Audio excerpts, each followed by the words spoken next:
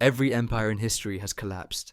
Rome fell, the Ottomans disintegrated, the British Empire dissolved, the Soviet Union imploded, and before each collapse, the same warning signs appeared. The same structural cracks, the same elite behaviors, the same institutional failures.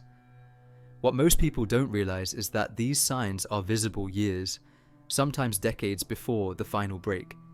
And when you understand what to look for, when you study how superpowers die, you start to see something terrifying.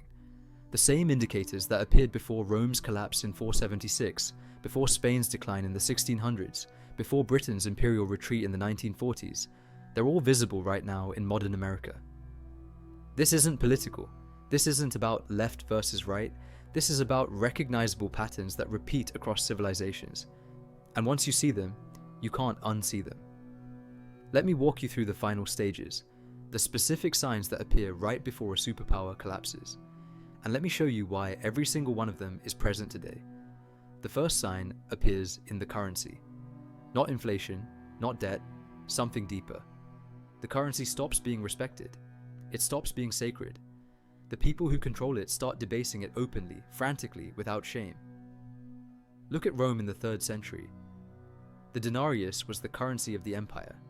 In 64 AD under Nero, it was 94% silver. By 200 AD, it was 50% silver.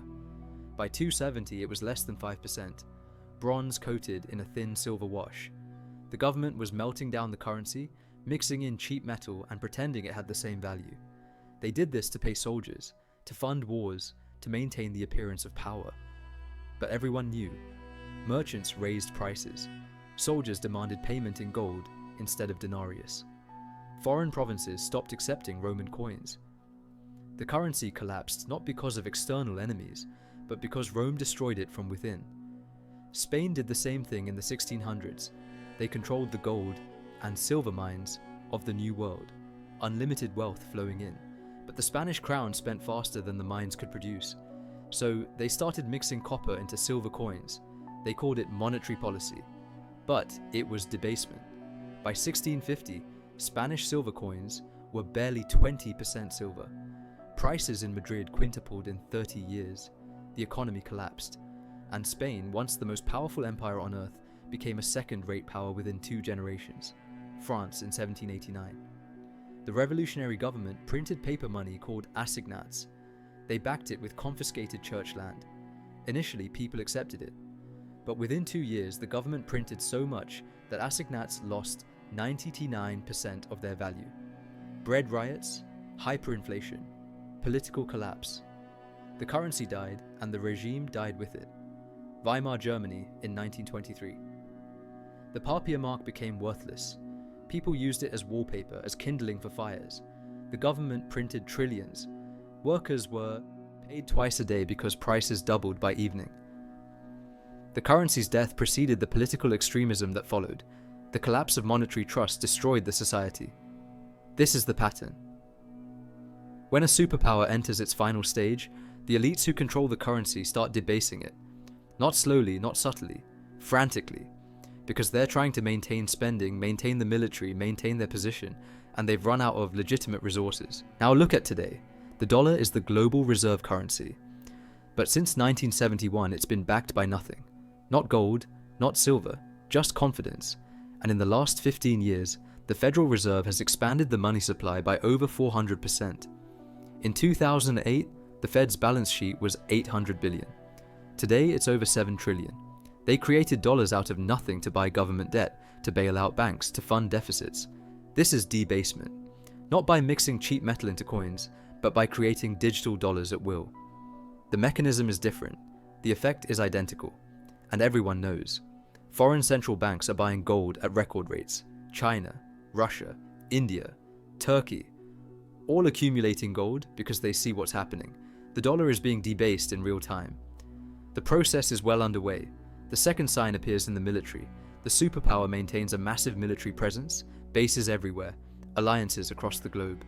But the military stops winning. It fights wars that drag on for years with no clear victory. It spends more and more for less and less. And the population stops believing the wars serve any purpose beyond enriching contractors and maintaining bureaucratic inertia. Rome's military in the 4th century was enormous, legions stationed from Britain to Persia, but they stopped winning decisively. The Gothic wars dragged on for decades. The Sassanid conflicts were endless stalemates. Rome kept fighting, kept spending, but territorial expansion had stopped. They were fighting to hold what they had, not to grow, and the cost was unsustainable. By 400 AD, military spending consumed nearly 75% of the imperial budget. Taxes soared, provinces rebelled. The military became a drain, not a source of strength. And when the final invasions came in the mid-400s, the legions couldn't stop them, not because of lack of soldiers, but because the entire system was exhausted. The British Empire in the 1940s faced the same reality.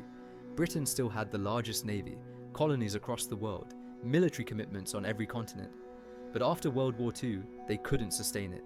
The wars in Malaya, Kenya, Cyprus, all draining resources. And Britain wasn't winning in any meaningful sense. They were managing decline. By 1956, the Suez Crisis revealed the truth. Britain tried to assert military power in Egypt. The United States told them to stand down, and they did. The superpower obeyed, because they were no longer strong enough to act independently. Within 15 years, the empire was effectively dissolved. Not because of battlefield defeats, but because the cost of maintaining military dominance exceeded their capacity to pay for it. The Soviet Union in the 1980s spent roughly 15 to 20% of GDP on the military. Massive army, nuclear arsenal, bases across Eastern Europe. But the Afghanistan war became a bleeding wound, a decade-long conflict with no victory, thousands of casualties, loss of prestige, and the cost kept rising while the economy stagnated. By 1989, the Soviet leadership knew the military was bankrupting the state. They couldn't keep up with American spending. They couldn't modernize. The military, once a symbol of Soviet strength, became the mechanism of collapse. The pattern is this. In the final stage, the superpower's military becomes a financial black hole. Spending increases, effectiveness decreases, wars drag on without resolution, and the public loses faith. The military stops being a tool of expansion and becomes a tool of managed decline. Now look at today. The United States has roughly 750 military bases in over 80 countries. Defense spending exceeds $800 billion annually, more than the next 10 countries combined, but the last decisive military victory was in 1991 during the Gulf War. Iraq in 2003 became a years-long occupation. Afghanistan lasted 20 years and ended with the Taliban back in power. Libya, Syria, Yemen, all interventions with unclear objectives and no resolution. The military is constantly deployed, constantly spending, but not achieving strategic victories. And the public knows. Polls show declining support for foreign interventions, declining trust in military leadership. The military remains enormous, but it's no longer feared by adversaries.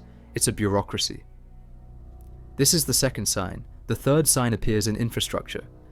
The superpower that once built roads, aqueducts, bridges, ports, monuments that inspired awe, it stops building. The infrastructure begins to decay.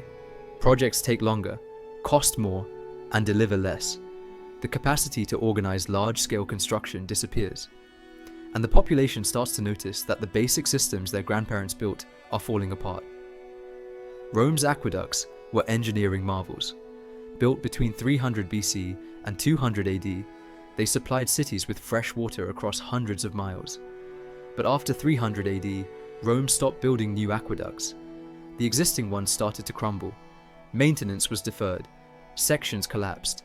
By 500 AD, most of the aqueducts in the Western Empire were non-functional. The capacity to maintain complex infrastructure had vanished. Not because the knowledge was lost, but because the organizational capability, the resources, the coordinated effort required no longer existed. Britain in the 19th century built railways across the entire empire.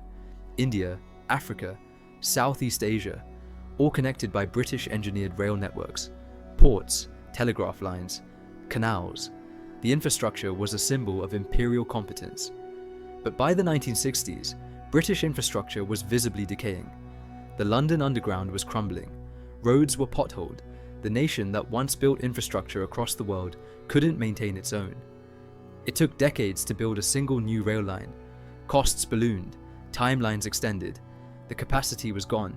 The Soviet Union built massive hydroelectric dams, entire cities in Siberia, the Moscow metro system with its ornate stations. But by the 1980s, construction projects stalled. Buildings were left half-finished. The Baikal-Amur mainline railway, started in 1974, was supposed to take 10 years. It took 30 and was never fully completed. The organizational decay was visible in concrete and steel. This is the pattern. In the final stage, the superpower stops building, not because it lacks resources, but because the systems that coordinate labor, allocate capital, and execute large projects break down. Bureaucracy multiplies, corruption increases, timelines stretch. An infrastructure that once symbolized strength becomes a symbol of incompetence. Now look at today. The United States built the interstate highway system in the 1950s and 60s. 47,000 miles of highway, completed in roughly 35 years. It was a symbol of American organizational capacity. Today, repairing existing interstates takes decades. California's high-speed rail project was announced in 1996. Cost estimates have increased from $33 billion to over $100 billion. New York's 2nd Avenue subway, one of the most expensive rail projects per mile ever built, took over 50 years to complete a single phase. Bridges are rated structurally deficient. Airports are outdated compared to those in Asia and the Middle East. The capacity to build at scale has eroded. This is the third sign. The fourth sign shows up in the elites. They stop investing in the country. They extract wealth instead of generating it. Their primary skill becomes financial maneuvering, not production. They move money into offshore accounts, foreign real estate, assets outside the empire. They lose faith in the future of the state, while publicly insisting everything's fine. Rome's senatorial class, in the 4th and 5th centuries, stopped investing in Roman enterprises. They bought vast estates in the countryside, latifundia, worked by slaves and tenant farmers. They hoarded gold. They moved assets to properties in safer provinces, away from the frontier. When Rome needed funds to defend the empire, the senators resisted taxation. They protected their wealth.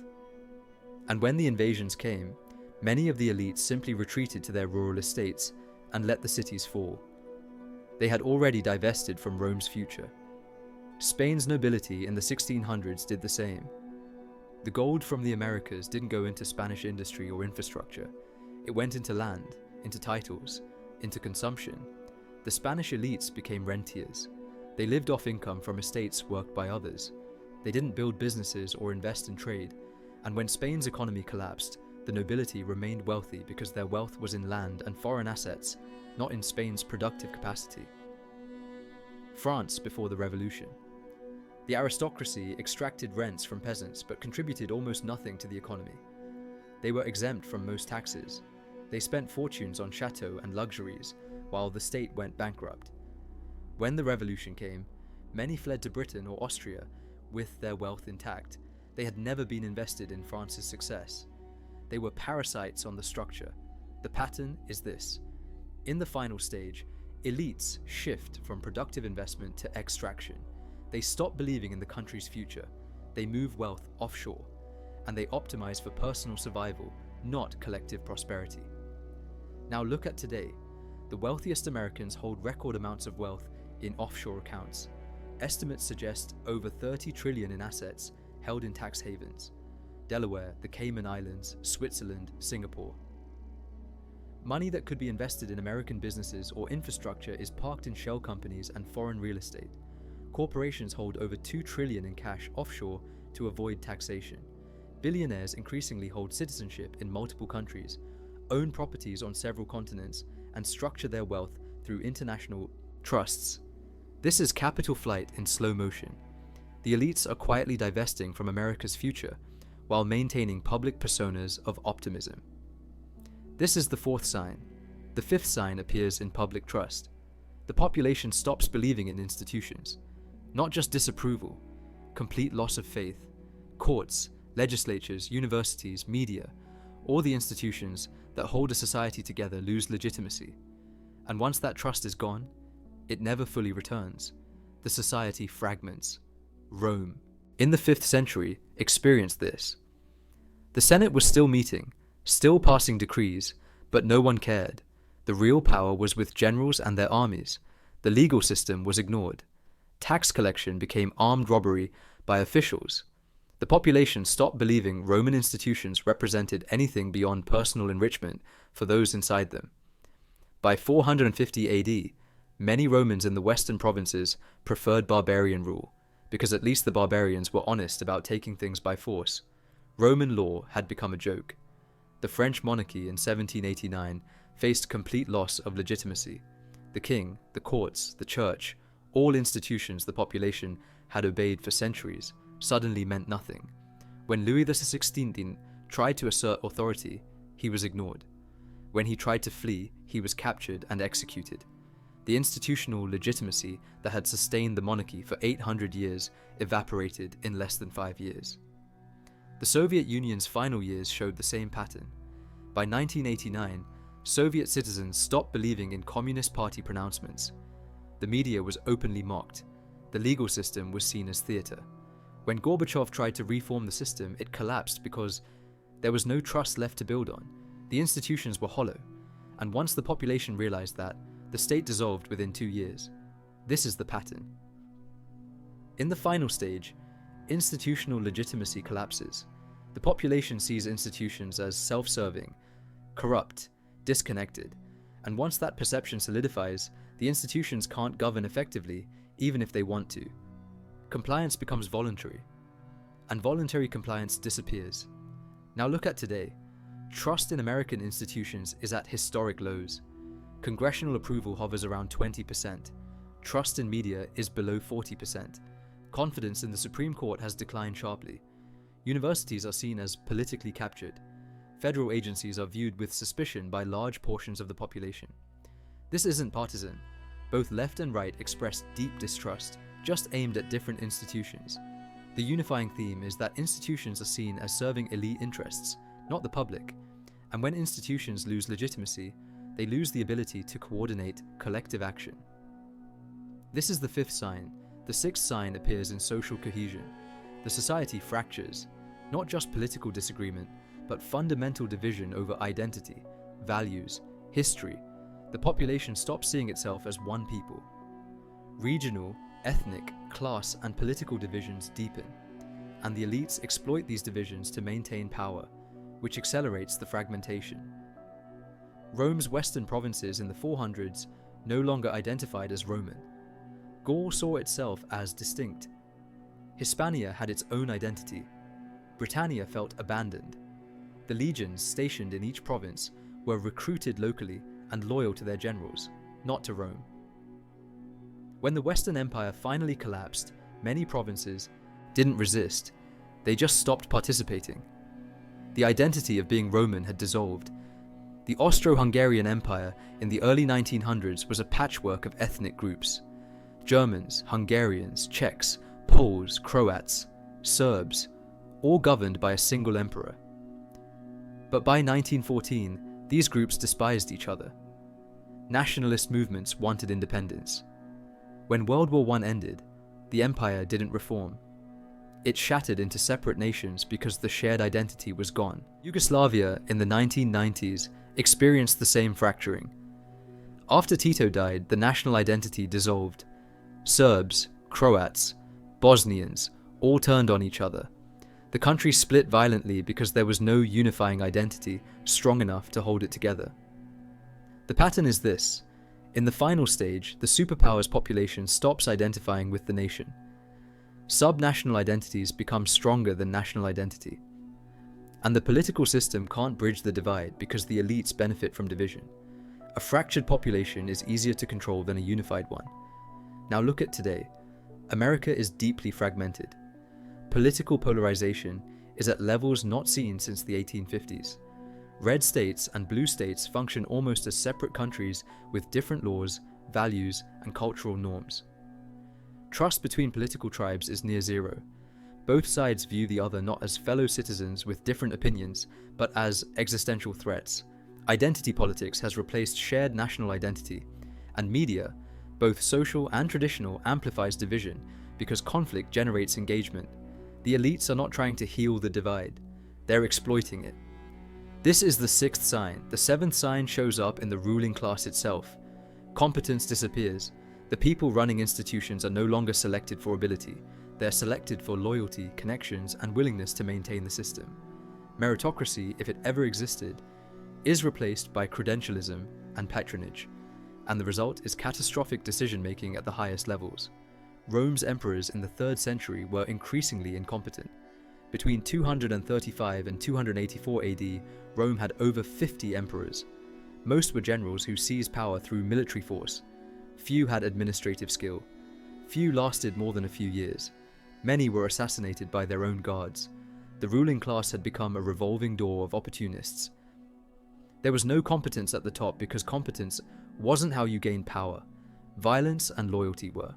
Spain's Habsburg dynasty in the 1600s became genetically and intellectually incapable. Generations of inbreeding produced kings who couldn't govern. Charles II, who ruled from 1665 to 1700, was physically and mentally disabled. He couldn't speak clearly, couldn't chew food properly, and produced no heirs. The most powerful throne in Europe was occupied by a man incapable of basic decision-making, and the court around him was filled with sycophants managing decline. The Soviet Politburo in the 1980s was led by men in their 70s and 80s, many visibly senile. Brezhnev could barely read speeches. Andropov was on dialysis. Chernenko died within a year of taking office. These were the men running a nuclear superpower.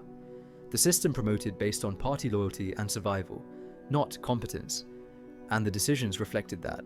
By the time Gorbachev took over, younger and more capable, the system was already too broken to save. In the final stage, the ruling class becomes incompetent. Leadership positions are filled by people selected for reasons other than ability, and catastrophic errors multiply because no one at the top understands the systems they're managing. Now look at today. The American political class is older than ever. The average age of Senate leadership is in the mid-70s. Congressional hearings often reveal stunning ignorance of basic technology, economics, and science among elected officials. Appointees to regulatory agencies frequently come from the industries they're supposed to regulate. Competence in managing complex systems has been replaced by ability to raise money and navigate political patronage.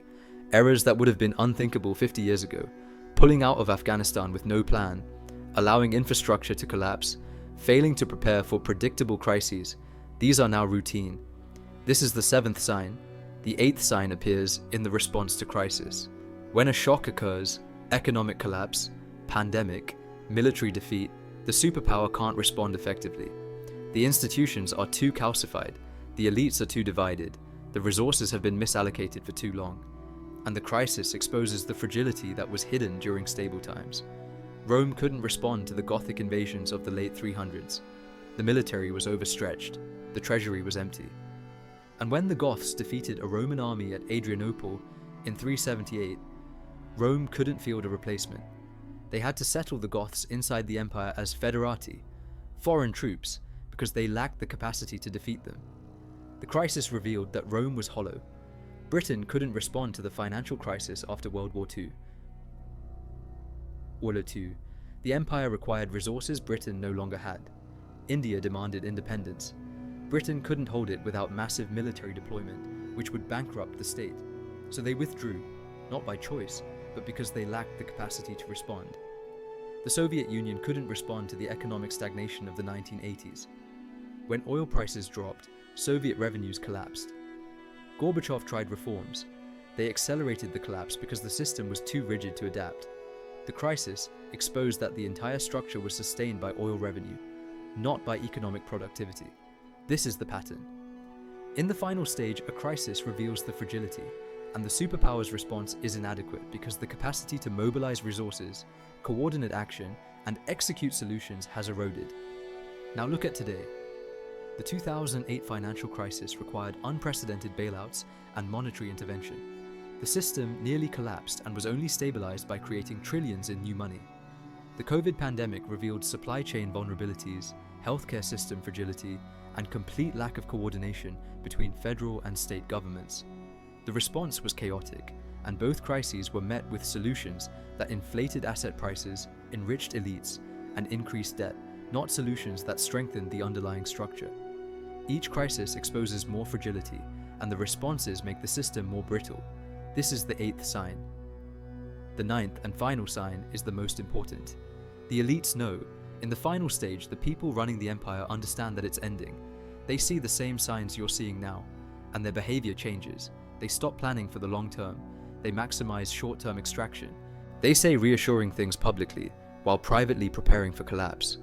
Roman senators in the early 400s knew the empire was dying. Their letters survive. They wrote about the barbarian invasions, the collapse of trade, the decay of cities. But publicly they maintained the fiction. They held games, passed laws, pretended the structures were intact. Privately, they moved assets, fortified rural estates, and prepared for a world without Rome. British elites in the 1940s knew the empire was over.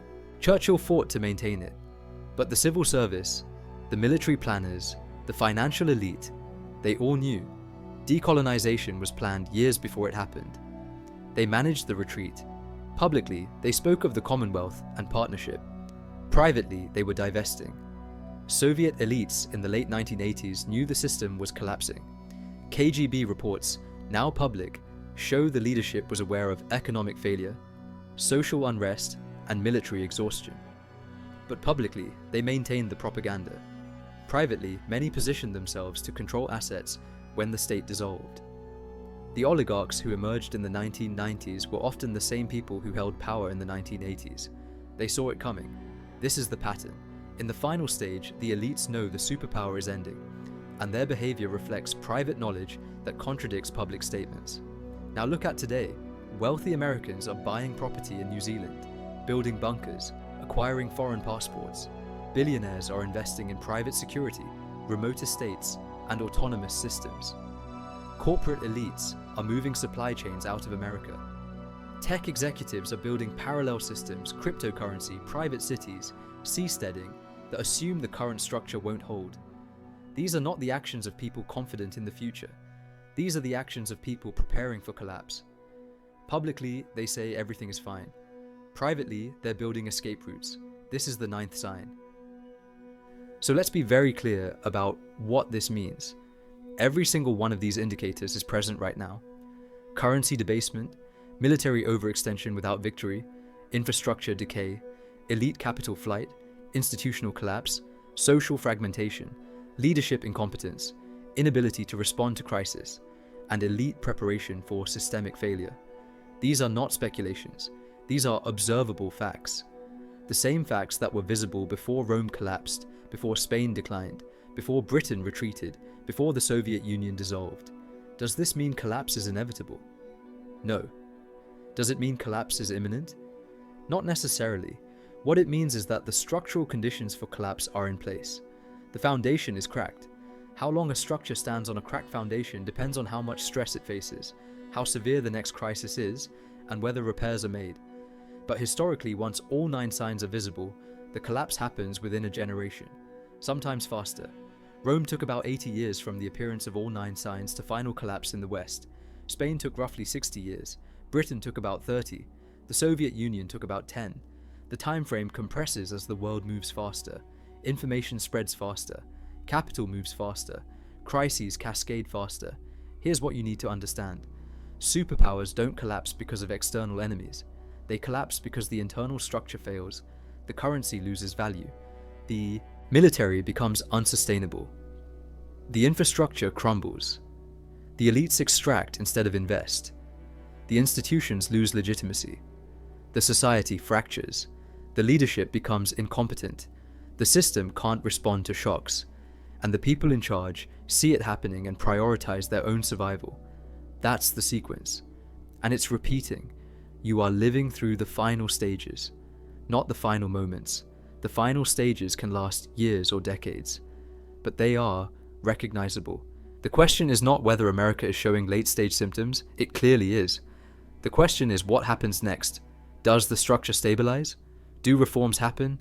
Does leadership emerge that can reverse the decay? History says that's unlikely. Once a superpower reaches this stage, the momentum is almost impossible to reverse. The systems are too complex. The interests are too entrenched. The distrust is too deep, and the elites have already divested emotionally and financially from the collective project. So what do you do with this information? You recognize the pattern.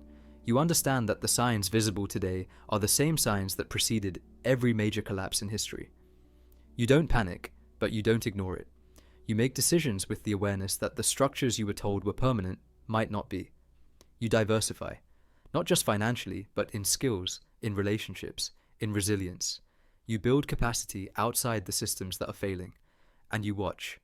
Because the next crisis, whatever it is, will reveal how fragile the structure actually is, and the response to that crisis will tell you how much time is left. This is not pessimism. This is pattern recognition. And if you understand history, if you see how superpowers actually die, then you understand that what's happening now is not unprecedented. It's the most predictable process in human civilization. Empires rise, they expand, they overextend, they debase their currency, their elites become extractive, their institutions hollow out, social cohesion breaks, leadership fails, and they collapse. The script has been written hundreds of times. America is not exceptional in this regard. The same physics apply. If you want to keep tracking these patterns, if you want to understand the deeper mechanisms of how power structures rise and fall, subscribe, because the people running the system are not going to explain this to you. They're going to tell you everything's fine while they quietly prepare for it not to be. But you don't have to take their word for it.